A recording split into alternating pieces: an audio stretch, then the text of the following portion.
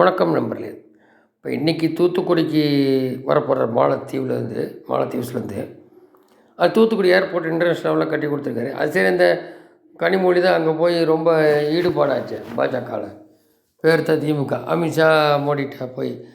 அதனால தூத்துக்குடி எம்பி தான் ஸ்டிக்கர் ஓட்டுறாங்க. ஓட்டல, அது தூத்துக்குடி மக்களுக்காக ஏர்போர்ட்டு ஒரு சில ஹார்பர் இருக்குது, அந்த வேலை நடக்குது. இதுக்கடையில் அண்ணாமலை எதிர்க்கட்சி தலைவராக இருக்கும்போது வைப்ரண்ட்டாக எங்கே இருந்தாருன்னே தெரியல எடப்பாடி.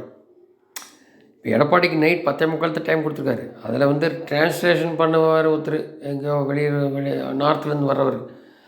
அதிலே 10-15 நிமிஷம் போயிடும். 15 நிமிஷம் சொல்ல போகிறாரு கருத்து, அவர் சொல்ல போகிறாரு. என்ன கூட்டணிலாம் சேருங்கன்னு சொல்லுவார். ஏன்னா இப்போ கூட்டணி இன்னும் சேர்க்கணும், அப்போ தான் இன்னும் கொஞ்சம் ஸ்ட்ரென்த்தனும். குறைஞ்சபட்சம் சீமான் சேர்க்கணும்.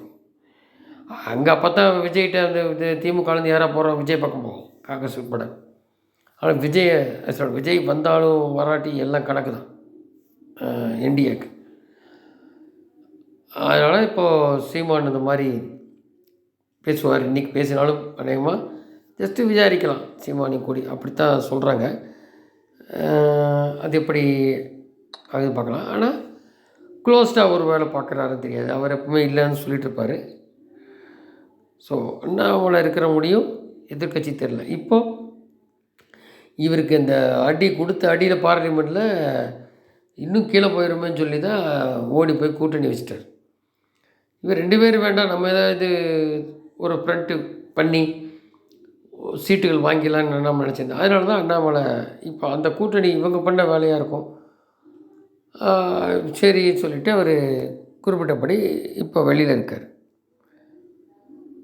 ஆனால் அவருக்கு வேறு அகில இந்தியாவும் ப்ளஸ் தென்னிந்திய 2மே கொடுக்க சான்ஸ் இருக்குன்றாங்க. நான் அவர் தான் இங்கே தான் இருப்பேன்னு சொல்லியிருக்காரு, பிரச்சாரம் பண்ணுவார், எல்லாம் ஒரு பக்கம் இருக்குது.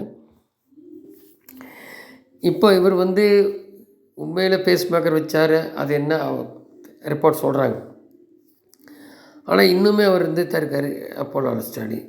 அப்போது அவருக்கு வேண்டியதை கனிமொழி மூலியமாக கொடுத்து விட்றாரு. மோடிட்ட என்னன்னு தெரியல, நேரடியாக மீட் பண்ணல. ஒரு நாளைக்கு இருக்கப்படுற மோடி அவர் எப்படின்றத பார்ப்போம், அதை வச்சு தெரிஞ்சுக்கலாம் எப்போ வெளில வர்றாரு அங்கே இருந்துட்டுன்னு.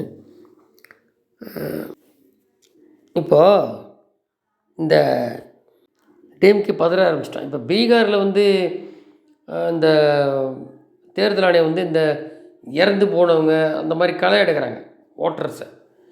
அதுக்கு இங்கே இவர் இதுக்கு சொல்கிறார், சம்மந்தம் இல்லை, அங்கே பீகார் எலெக்ஷனை போய் பார்க்க போகிறாங்க. அதுக்கு பெரிய அந்த இதெல்லாம் சொல்கிறாரு ஸ்டாலின் உட்பட. அப்போது ஒரு வேளை இப்போது வெஸ்ட் பெங்காலையும் பார்ப்பாங்க. என்னென்னா அங்கே அந்த ரோஹிங்கியா முஸ்லீம்லாம் வங்காளதேசத்துலேருந்து உட்காந்துருக்கா, அதான் அதுக்கெல்லாம் சப்போர்ட் மாதிரி ஓட்டு போடுறாங்கன்னு சொல்லிட்டு அவங்களுக்கெல்லாம் இவங்க தான் ஐடிலாம் ஃபேக் ஐடி கொடுத்தது மம்தா. அதுவும் பார்க்க போகிறாங்க எலெக்ஷன் வரப்போகுது. அதுக்கு முன்னாடி தமிழகத்துக்கு வருவாங்களோ ஒருவேளை இவங்களுக்கு பயம் வந்துடும். உடனே 31 MP ஆயிரும். அதெல்லாம் இல்லைன்னு சொல்லியாச்சு அமித்ஷா. உடனே இங்கேயும் இந்த இறந்து போனவங்களாம் அதிகாரியில் வச்சுட்டு கள்ள ஓட்டு போடுறதுல திருட்டு திராவிட மாடலில் நம்பர் 1. இறந்து போனவங்களை நீக்கணும்.